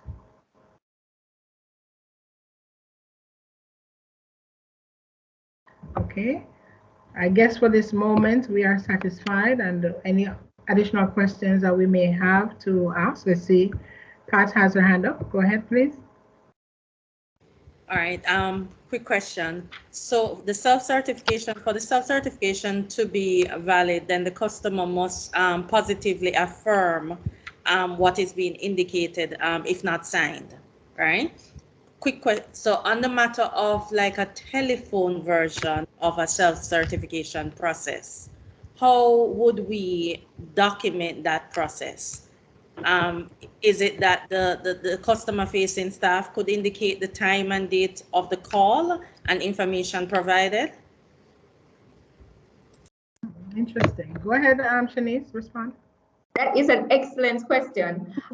What we expect though, well, I think that might work. However, what is going to happen and what we expect to happen is, as long as it is that there's enough evidence on which we can prove conclusively that this customer positively affirmed that information, which is why we prefer signatures, whether electronic or otherwise. If that cannot be done, then that kind of information may be acceptable. However, we want to limit those kinds of interactions. It would be preferred if a soft copy is sent to the customer and then they click on the I positively affirm, etc., etc., and an electronic signature be attached to there too. That's the preference. Yeah, that is actually the preference. Does that answer your question? Yes, thank you. Wonderful. Thank you too. Wayne Walker, go ahead, please. Yes, good morning. You mentioned that with FATCA, with the CRS, you do verifications of submissions, but with FATCA, you don't do any verification. What will that verification process entails? Is it an audit, or is it that the entity is required to provide additional documentation with the submission? I'm not, okay, so let me clarify. So there is verification, not in terms of the content for FATCA, but in terms of the XML schema to ensure that all the fields are properly applied. Now with CRS, we are going a step further because as we spoke about the interrogation of data, that there are things that we want to ensure that are included in the document that has been submitted.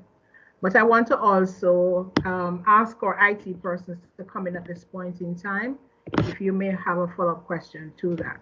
So Tana, you may want to have one of your IT persons speak to that, or you may want to take that question. Tina Smith? Or Maritza? Carlos, I can answer that. Carlos Howard can answer. Okay, go ahead, please. Okay, as mentioned, verification. So we will be looking at the schema. Once you try to upload that disclosure, we will verify the schema that the items are correct. As it relates to any other verification, that would be done through compliance. So the business would have to let you know all the compliance things that they will be looking for. But as it relates to just the disclosure itself, we'll be looking at the schema to make sure that it follows the rules. Awesome, thank you. Does that answer your question, sir? Yes, it does. Thank you so very much. Okay, any other questions? Anyone else has a question for us?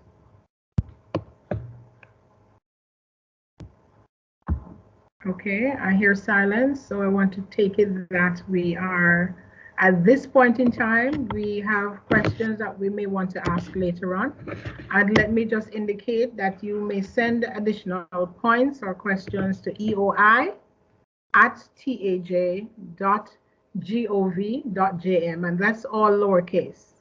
That's eoi@taj.gov.jm. So if you want to get in touch with anyone from the Exchange of Information team, then you may send your questions or comments to that particular email address. Additionally, we have been able to launch our questionnaire.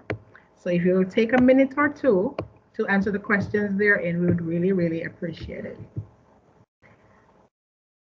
So at this point in time, I will ask our Deputy Commissioner General for Operations, Mr. Dave Jeffrey, to provide closing remarks for this session.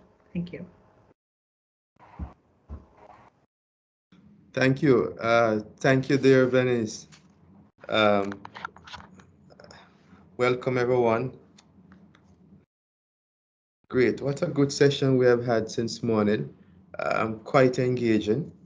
And so first, I just want to start by thanking the speakers, all the persons who have spoken, and the excellent thought-provoking presentations we have had.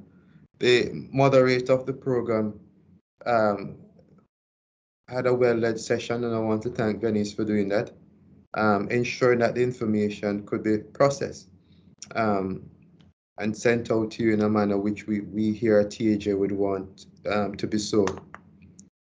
With the combined efforts and of all the excellent supporting team here at Tax Admin, the large taxpayer office, our communication team, our IT team who have made the webinar possible, and all the professionals that has come together to make it possible. I want to thank you.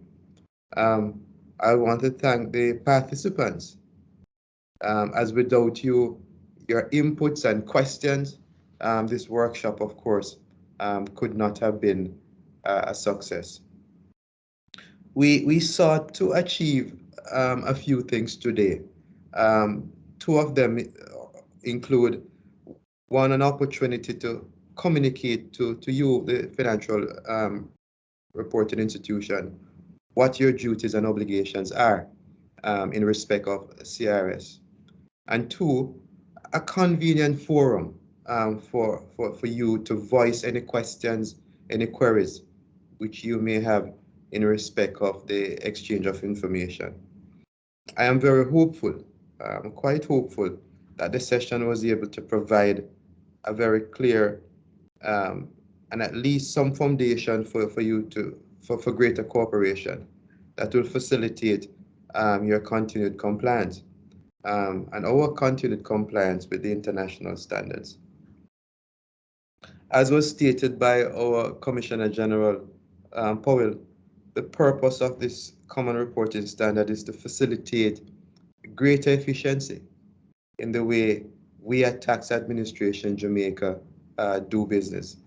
but also to focus and to ensure that you are provided with certainty in your interaction with us and the ease of doing business with us. The purpose of the webinar is then to make this process a seamless one, as seamless as possible. I know when Mrs. Reed started her presentation with all the details and all the charts she had put up and all the terminologies, in this year's and the SML and all of those things, some of you may have been a little daunted, but I'm hopeful that by the end of the session, you would have had some greater clarity on the information that is being provided as you go forward. The 2022 submission date that we're given, May, June, thereabout, is for all FIs is fast approaching. And I know that you have all made changes to the way you do business. I hope this workshop will make all you have done and all that is left to be done less daunting.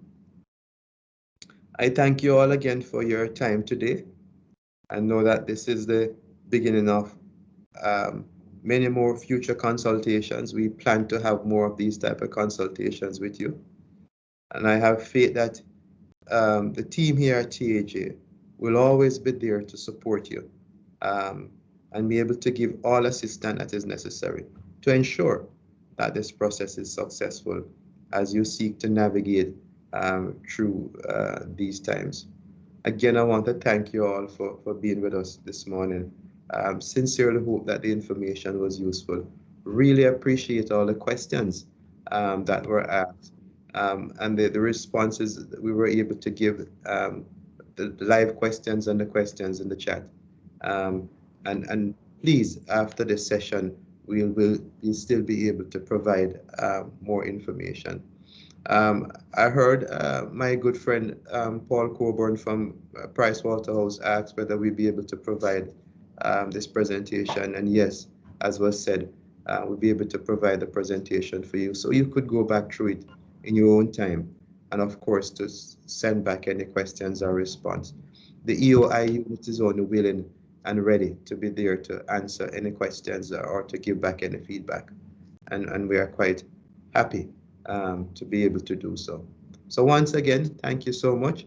Thank the moderator and the team, our team here at TAJ, for facilitating this webinar. Have a good day, everyone, and be safe. Thank you.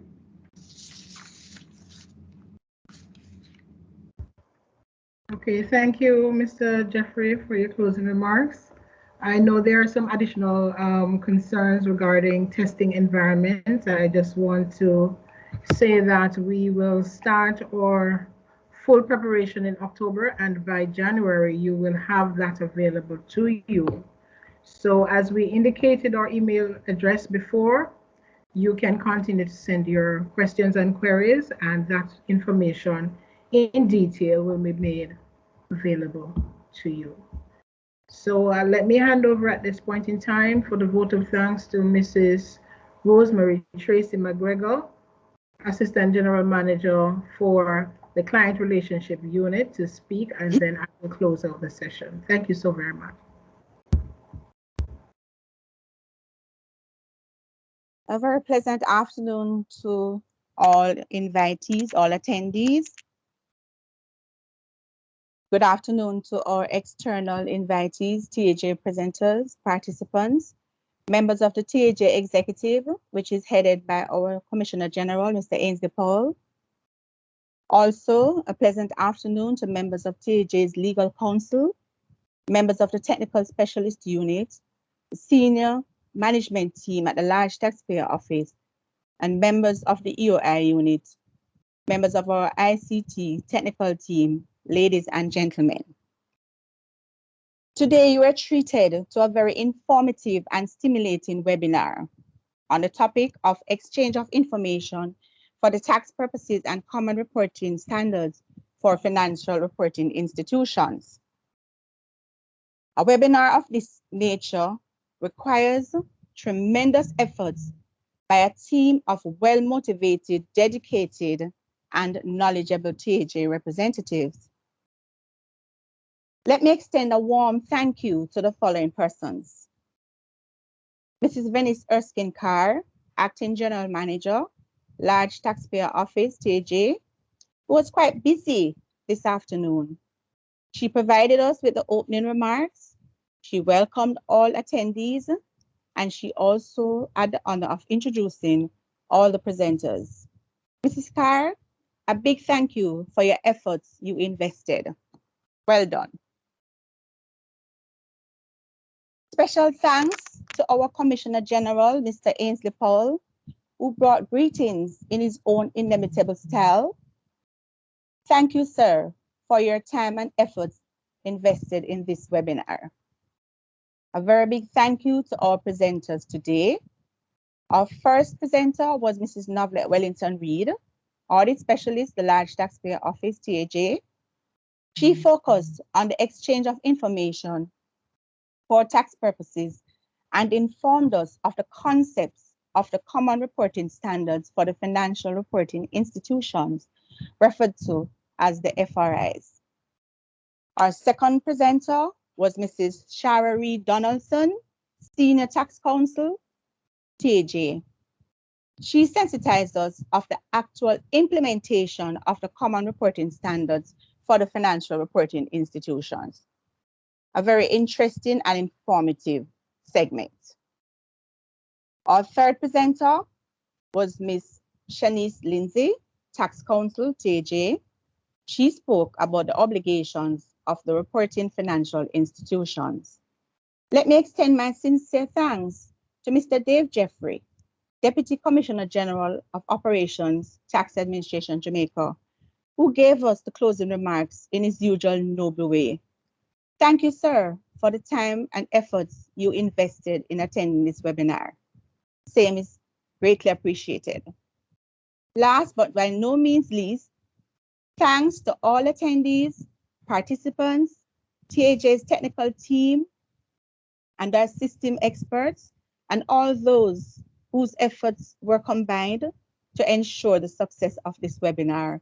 We thank our participants, in particularly those who asked questions, for clarification, because it is through clarification that we learn. Ladies and gentlemen, a big thank you. Please enjoy the rest of your afternoon and continue to be safe. All the best for the future. Thank you too. And as we conclude this webinar today, let me just take the opportunity to again recognize the efforts of all those who supported this venture by one way or the other. We want to especially thank the members of the EOI and legal teams, and of course our support persons from the communication and technical ICT teams. As we conclude the webinar today, let me just reiterate the email address. It's eoi@taj.gov.jm. Any questions you'd like to convey or comments you would like to make can be sent to that email address. Let me thank you once again. It has been my pleasure being your host. My name is Venice Erskine Carr, and I look forward to the next interaction that we have. Have a great rest of the afternoon. Thank you.